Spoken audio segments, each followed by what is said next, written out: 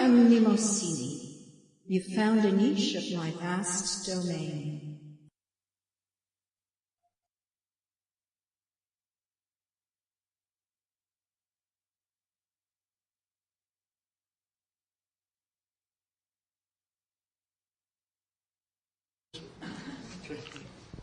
In recent years, I've spent a fair amount of time in New Mexico, hence the title of this forthcoming book, Santa Fe Voices. I don't always write poetry wherever I happen to be, but for some reason or other, I got, as we say, inspired to write a lot of poetry in New Mexico with no conscious plans whatsoever. And as it began to accumulate and I looked through it, I realized that the ones I liked best were not poems about me, at least consciously me, and my thoughts and my feelings, but in effect expressions of someone else's thoughts and feelings, a lot of different someone else's or someone's else. So hence the book is called Santa Fe Voices. I'm going to read just a few short poems. The first two appear in the first issue of the magazine on the theme of psychological inwardness, you might say.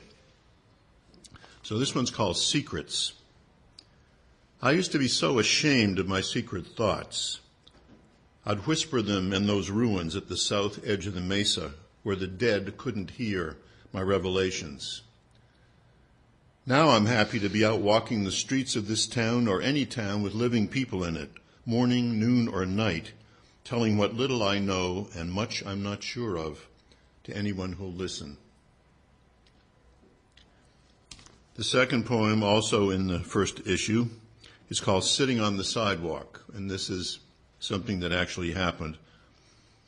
It's not you I'm listening to. I hear voices from a better time and place, but I can tell what you're saying by the look on your face.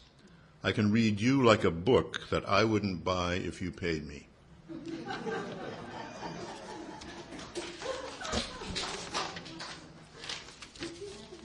Now, if I can get these pages unscrammed, the next two short poems are submitted at least to the second issue, and so we'll see if they appear there.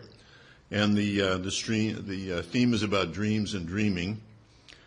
This first one is called Dream Catcher, and if you're familiar a little bit with the New Mexican culture, you may see objects made of feathers and leather thongs, which are called dream catchers, and they have symbolic meaning to some of the Native American people. So this is about a person, and it's called Dream Catcher. My son will see to it that his son doesn't want for anything as he grows up. What's left for me to do? I could tell my stories a few more times.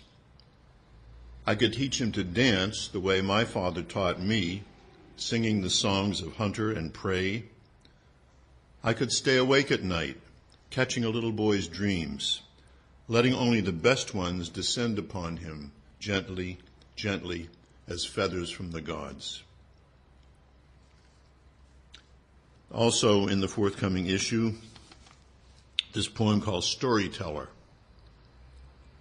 A woman known as the Storyteller has been living here all winter, offering youngsters and elders her breast, leaving the rest of us to do whatever must be done to stay alive.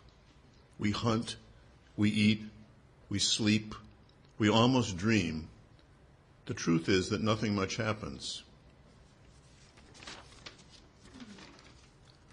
And now, too, that if there's a third issue of the magazine in the near future, these may appear there, or in the New Yorker, whichever gets them first. I wouldn't disagree. This one is called Seeing Things. You think you see water in the desert when you're thirsty, or cities of gold when you're broke. I think I'm seeing things my old one spoke about, the dust of many buffalo, even more than he saw as he smoked.